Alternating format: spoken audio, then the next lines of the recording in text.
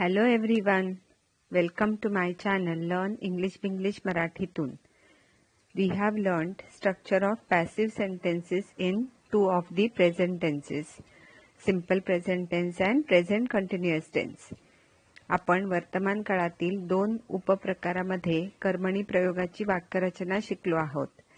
एक म्हणजे साधा वर्तमान काळ आणि दुसरा चालू वर्तमान काळ. Today we will learn the last one in present tense, passive voice in present perfect tense. आज आपण वर्तमान काळातील शेवटचा पूर्ण वर्तमान काळातील कर्मणी प्रयोग शिकूया. We have seen in our general video number 20, passive voice, that passive voice in present perfect continuous tense is rarely used.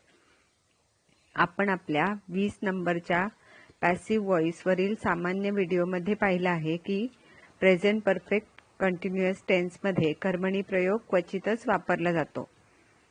I have covered present perfect continuous tense in grammar tricks. I will cover it in detail shortly. मी grammar ट्रिक्समध्ये present perfect continuous tense cover केला आहे. तो topic सविस्तररित्या मी लवकरच शिकवेन. I have given links to the active voice videos on present perfect tense and present perfect continuous tense in the description box. कर्तरी प्रयोगाच्या संबंधित प्रेझेंट परफेक्ट टेन्स आणि present perfect continuous tense व्हिडिओच्या लिंक मी description बॉक्समध्ये दिल्या आहेत. Listen to those ones before learning passive voice. Passive voice शिकण्याआधी ते धडे परत एकदा ऐका. Let's continue with today's topic. चला आपण आजच्या टॉपिकला सुरुवात करूया. Let's revise active voice structure. कर्तरी प्रयोग रचनेची उजळणी करू. Subject I, you, we, they plus helping verb have plus past participle form that is third form of the verb plus object. जेव्हा कर्ता आय, यू, वी, दे ह्यापैकी असतो तेव्हा आपण हेल्पिंग वर्ब म्हणजे सहाय्यक क्रियापद हॅव, हॅव हे वापरतो आणि क्रियापदाचं पास्ट पार्टिसिपल फॉर्म म्हणजे क्रियापदाचं पूर्ण काळातील रूप म्हणजेच तिसरं रूप वापरतो आणि त्याच्या पुढे ऑब्जेक्ट किंवा कर्म. Subject he, she, it plus helping verb has plus past participle form that is third form of the verb plus object. आणि जर कर्ता ही, शी, इट यापैकी कोणी असेल तर हेल्पिंग वर्ब हॅज, हॅज वापरतो आणि क्रियापदाचं पास्ट पार्टिसिपल फॉर्म म्हणजेच तिसरं रूप किंवा पूर्ण काळातलं रूप वापरतो प्लस ऑब्जेक्ट म्हणजेच कर्म. Now let's understand passive voice structure in present perfect tense. आता कर्मणी प्रयोगाची पूर्ण वर्तमान काळातील रचना समजून घेऊया. Subject I, you, we, they plus helping verb in present perfect tense have plus past participle that is third form of to be, been, BEEN plus past participle of the verb plus by plus object. म्हणजे काय की कर्ता पुन्हा I, you, we, दे ह्यापैकी कोणी असेल तर जसं आपण वरती म्हणजे आपल्या ह्याच्या ॲक्टिव्ह व्हॉइसमध्ये जसं आपण सहाय्यक क्रियापद हॅव वापरलं तर इथे सुद्धा सहाय्यक क्रियापद हॅवच वापरायचं आणि त्याच्या पुढे टू बीचं पूर्ण वर्तमान काळातलं तिसरं रूप म्हणजे टू बीचं तिसरं रूप बीन, BEEN ते लावायचं आणि क्रियापदाचं पूर्ण वर्तमान काळातील रूप किंवा तिसरं रूप आणि मग त्याच्या पुढे बाय आणि मग कर्म. So for example, first example बघूया. One active voice, they have called me. Subject they, helping verb have, verb call त्याचं that is third form called, object me. In passive voice, object me becomes subject I plus helping verb have plus past participle of to be that is been plus past participle of call, called plus by plus subject they and subject they becomes object them. So passive voice becomes I have been called by them. So आधीचं active voice होतं they have called me आणि आता passive voice झालं I have been called by them. तर लक्षात घेऊया passive voice मध्ये active voice मधील ऑब्जेक्ट म्हणजे कर्म जे मी होतं ते बदलून सब्जेक्ट म्हणजे कर्ता आय झालं. आय साठी सहाय्यक क्रियापद हॅव लावलं, अधिक टू बीचं पूर्ण काळातलं रूप बीन लावलं, कॉलचं पूर्ण काळातलं म्हणजे तिसरं रूप कॉल्ड केलं आणि बाय प्लस ऍक्टिव्ह व्हॉइस मधील सब्जेक्ट म्हणजे कर्ता दे होता तो बदलून ऑब्जेक्ट देम झाला. सो अशा प्रकारे ऍक्टिव्ह व्हॉइस मधलं दे हॅव कॉल्ड मी म्हणजे कर्तरी प्रयोगातील हे वाक्य पॅसिव्ह व्हॉइस मध्ये I have been called by them असं बनलं. Second example active voice she has forgotten you. Subject she, helping verb has, फॉरगेटचं वर्ब इज फॉरगेट त्याचं third form is forgotten FORGOTTEN FORGET forget and third form is forgotten FORGOTTEN. So forgotten, object you. So in passive voice object you becomes subject you, helping verb have plus past participle of to be been plus past participle of forget forgotten plus by plus subject she becomes object her. So passive voice is you have been forgotten by her. Passive voice मध्ये active voice मधील object म्हणजे कर्म you होतं ते subject म्हणजे कर्ता you बनलं. You साठी सहाय्यक क्रियापद हॅव अधिक टू बीचं तिसरं रूप बीन प्लस फॉरगेटचं पूर्ण काळातलं म्हणजे तिसरं रूप forgotten FORGOTTEN forgotten plus by plus active voice मधील सब्जेक्ट म्हणजे कर्ता शी हा बदलून ऑब्जेक्ट हर झालं. अशा प्रकारे active voice she has forgotten you कर्तरी प्रयोगातील हे वाक्य पॅसिव्ह व्हॉइस मध्ये you have been forgotten by her असं बनलं. Third example active voice God has blessed us. Subject God, helping verb has, verb bless BLESS bless, third form blessed BLESSED, object us. In passive voice object us will become subject we, helping verb have plus past participle of to be been plus past participle of bless blessed plus by plus subject God becomes object God. So passive voice becomes we have been blessed by God. Passive voice मध्ये active voice मधील object म्हणजे कर्म आस बदलून subject म्हणजे कर्ता we झालं.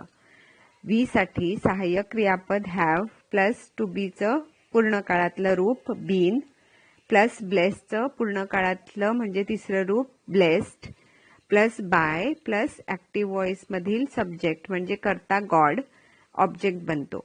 अशा प्रकारे active voice God has blessed us कर्तरी प्रयोगातलं हे वाक्य पॅसिव्ह व्हॉइस मध्ये we have been blessed by God असं बनतं. Four active voice we have told them.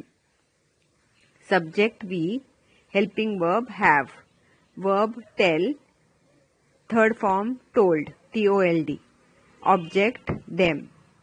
In passive voice object them will become subject they, helping verb have plus to beचं past participle of to be been plus past participle of tell told TELL tell and third form is told TOLD plus by plus subject we becomes object us.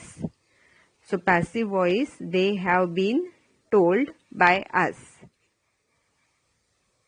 Now passive voice मध्ये active voice मधील object म्हणजे कर्म them बदलून subject म्हणजे कर्ता दे झालं. दे साठी सहाय्यक क्रियापद हॅव अधिक टू बीचं तिसरं रूप बीन प्लस टेलचं पूर्ण काळातलं म्हणजे तिसरं रूप told plus by plus active voice मधील सब्जेक्ट म्हणजे कर्ता वी बदलून ऑब्जेक्ट अस बनलं. अशा प्रकारे active voice we have told them, कर्तरी प्रयोगातलं हे वाक्य पॅसिव्ह व्हॉइस मध्ये they have been told by us असं बनलं. Structure of passive voice in present perfect tense. If subject is he, she, it, then we have to use subject he, she, it plus helping verb in present perfect tense has plus past participle of to be, been plus past participle of the verb plus by plus object.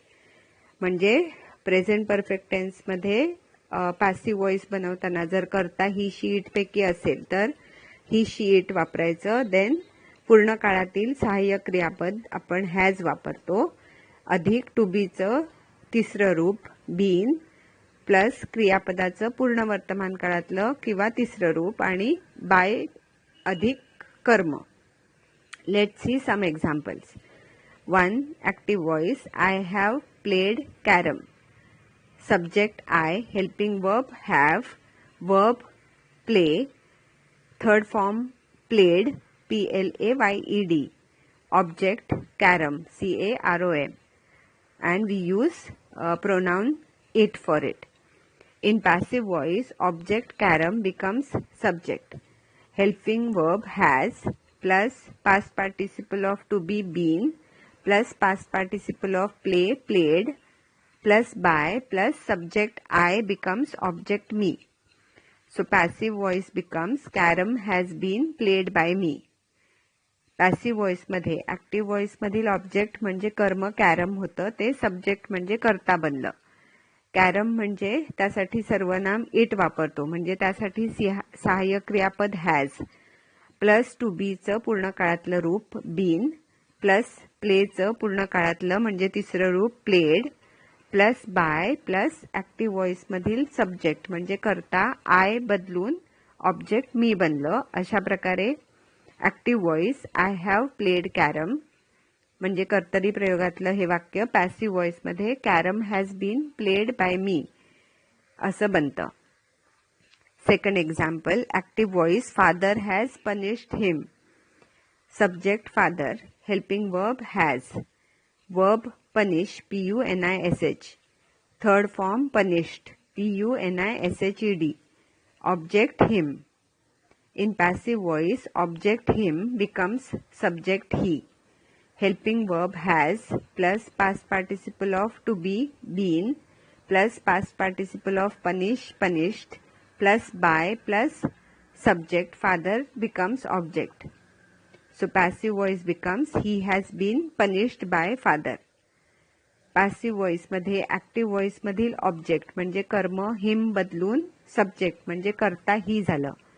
ही साठी सहाय्यक क्रियापद has plus two बीचं पूर्ण काळातलं रूप bin plus पनिशचं पूर्ण काळातलं रूप म्हणजे तिसरं रूप punished plus by plus active voice मधील सब्जेक्ट म्हणजे कर्ता फादर, ऑब्जेक्ट म्हणजे कर्म बनलं. अशा प्रकारे active voice father has punished him, कर्तरी प्रयोगातलं हे वाक्य पॅसिव्ह व्हॉइस मध्ये he has been punished by father असं बनतं.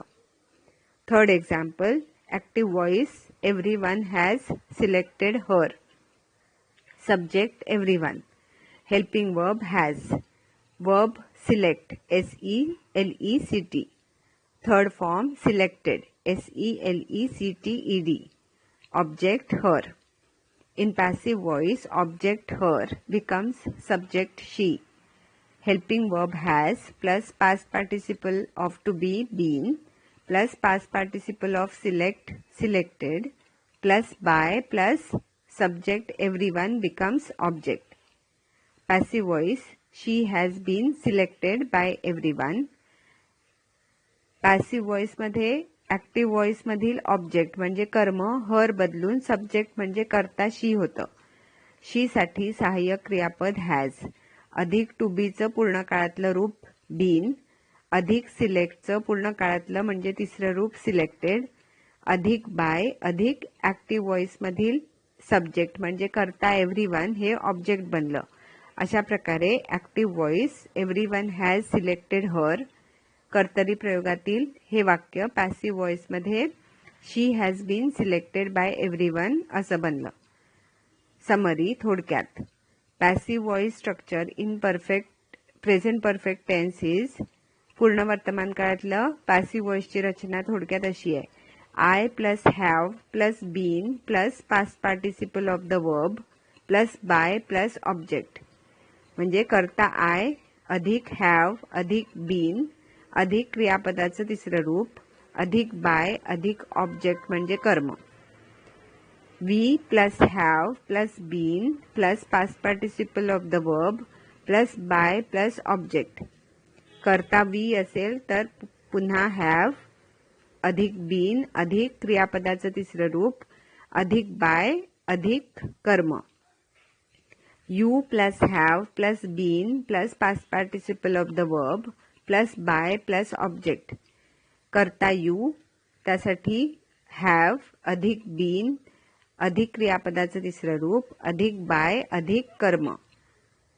दे plus have plus been plus past participle of the verb plus by plus object. कर्ता दे अधिक हॅव अधिक बीन अधिक क्रियापदाचं तिसरं रूप अधिक बाय अधिक कर्म. He plus has plus been plus past participle of the verb plus by plus object. कर्ता ही अधिक हॅज अधिक बीन अधिक क्रियापदाचं तिसरं रूप अधिक बाय अधिक कर्म. आता तुम्ही पण म्हणा माझ्याबरोबर. She plus has plus been plus past participle of the verb plus by plus object. कर्ता शी अधिक हॅज अधिक बीन अधिक क्रियापदाचं तिसरं रूप अधिक बाय अधिक ऑब्जेक्ट म्हणजे कर्म.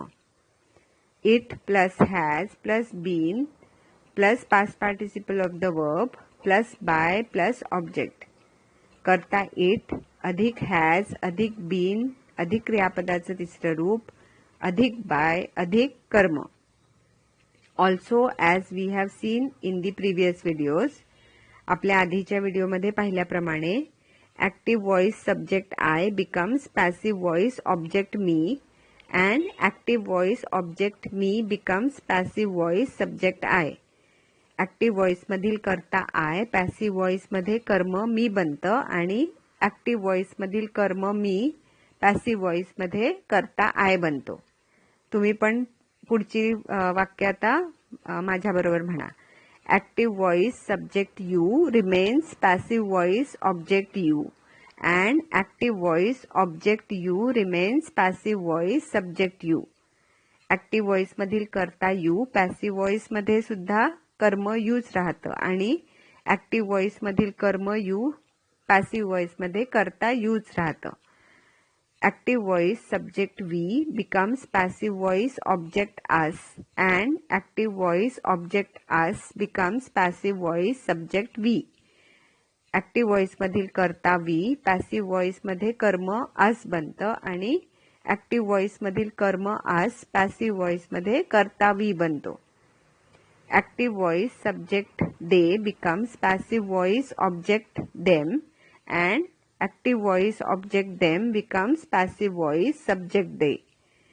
Active voice मधील कर्ता they passive voice मध्ये कर्म them बनतं आणि active voice मधील कर्म them passive voice मध्ये कर्ता they बनतो. Active voice subject he becomes passive voice subject him and active voice object him becomes passive voice subject he. Active voice मधील कर्ता ही पॅसिव्ह व्हॉइस मध्ये कर्म हिम बनतं आणि ऍक्टिव्ह व्हॉइस मधील कर्म हिम पॅसिव्ह व्हॉइस मध्ये कर्ता ही बनतो. Active voice subject she becomes passive voice object her and active voice object her becomes passive voice subject she. Active voice मधील कर्ता शी पॅसिव्ह व्हॉइस मध्ये कर्म हर बनतं आणि ऍक्टिव्ह व्हॉइस मधील कर्म हर पॅसिव्ह व्हॉइस मध्ये कर्ता शी बनतो. Active voice subject it remains passive voice object it and active voice object it remains, passive voice subject it. Active voice मधील कर्ता इट असेल तर पॅसिव्ह व्हॉइस मध्ये कर्म इटच राहतं आणि ऍक्टिव्ह व्हॉइस मधील कर्म इट सुद्धा पॅसिव्ह व्हॉइस मध्ये कर्ता इट राहतं.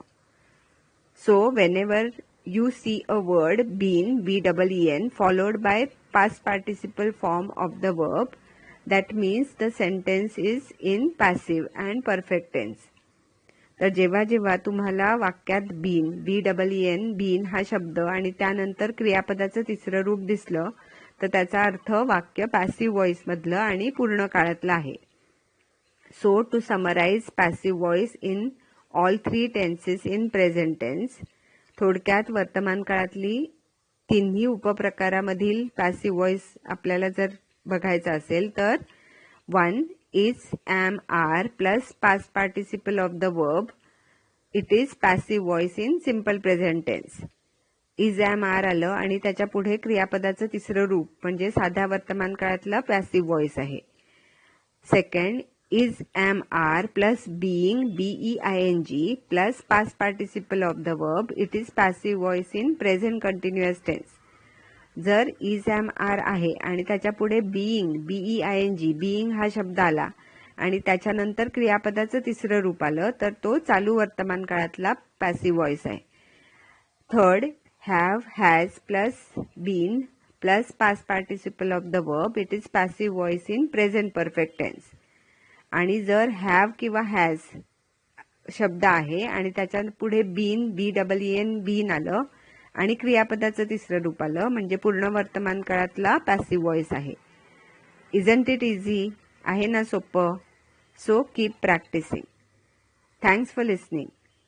Subscribe to the channel if not done already and share the link with all your friends on your other social media accounts. Thanks once again. Happy learning.